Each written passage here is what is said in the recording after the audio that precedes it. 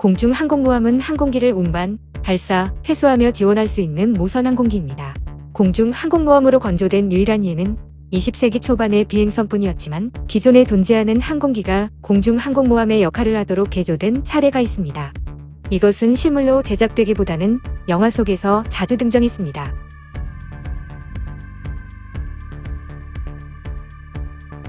게리 앤더슨 원작의 캡틴 스칼렛과 미스테론에 등장하는 클라우드 베이스, 마블 코믹스 어벤져에 등장하는 헬리캐리어, 닥터우 세 번째 시리즈의 발리언트, 스카이 캡틴과 네일의 세계에 등장하는 이름이 알려지지 않은 공중 항공모함 등이 있습니다.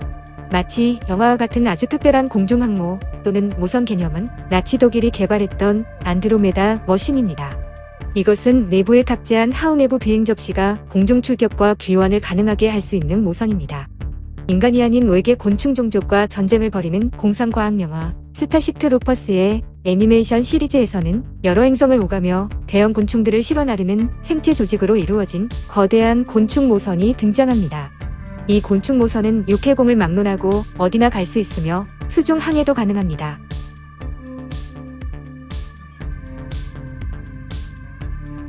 (1917년 7월) 영국에서 HME-13 클래스 비행선 아래에 항공기를 매달아 비행하다가 적기가 출현할 때 비행선을 방어할 수 있게 하는 시도가 이루어졌습니다.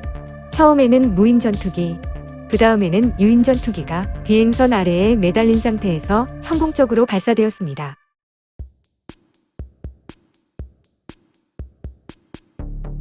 내부에 튼튼한 철골 구조를 가진 두 개의 아크론 클래스 비행선인 아크론과 메이콘이 위해군의 정찰 임무를 위해 건조되었으며 1931년부터 1935년까지 운용되었습니다.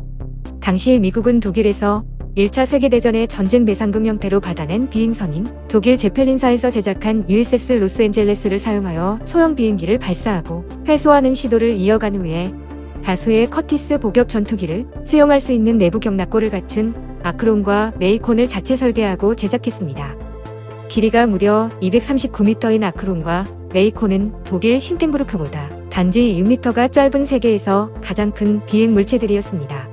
아크론은 1931년 8월 8일, 메이콘은 1933년 4월 21일에 첫 비행을 했으며 커티스 전투기들은 두 개의 비행선에 장착되어 운용되기 시작했습니다.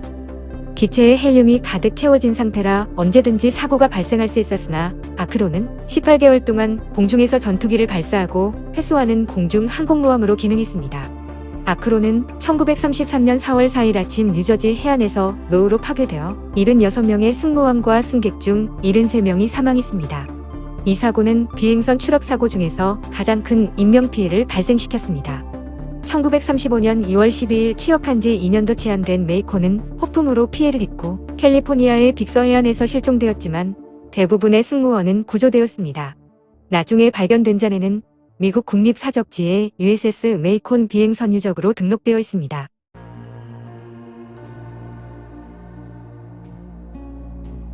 소비에트의 즈베노 프로젝트는 투폴레프 중폭격기가 무선이 되어 2대에서 5대까지의 소형 전투기를 부착하는 방식으로 구성되었습니다. 프로젝트에 따라 전투기들은 모선에 부착된 상태로 이륙하거나 비행 중에 모선에 도킹해서 모선으로부터 연료를 보급받을 수 있었습니다. 실전 배치된 즈베노 SPB는 각각 2개의 250kg 폭탄으로 무장한 전투기를 부착했으며 독일과 소비에트 전쟁 초기에 루마니아에 있던 목표물 공격에서 위력을 발휘했습니다. 이 즈베노 편대는 독일군이 점령하고 있던 드네프르강의 다리 파괴 작전에도 참가했습니다.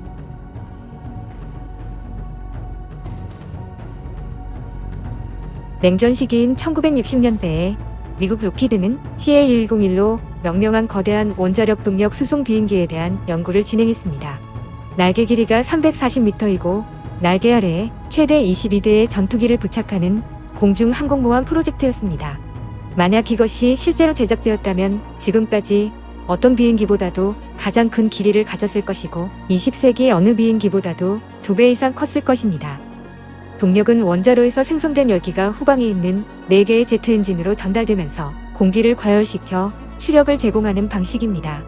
이 항공기는 아주 오랜 시간 동안 공중에 머무를 수 있고 저고도에서는 재래식 항공연료를 사용할 계획이었는데 이륙하기 위해서는 182개의 수직 리프트 엔진이 추가로 필요했습니다.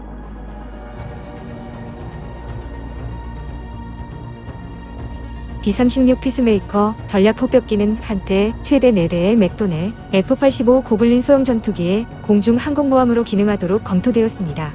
B-36은 비행선 항모였던 아크론과 메이콘이 보유했던 공중근해와 유사한 메커니즘으로 공중에서 전투기를 발사하고 다시 날개 밑에 부착하면서 연료 보급을 할 계획이었습니다.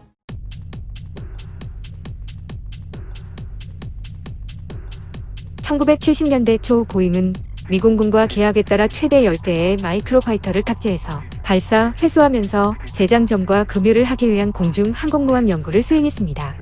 보잉은 특히 이 프로젝트가 다른 항공기지를 사용할 수 없는 상황에서 전투기들이 전 세계의 전장에 신속하게 도달할 수 있는 획기적인 방법이라고 믿었습니다. 이 프로젝트를 위해 특별히 개조된 보잉의 747-200, 록히드의 C-5A가 공중 항공모함의 후보로 선택되었습니다.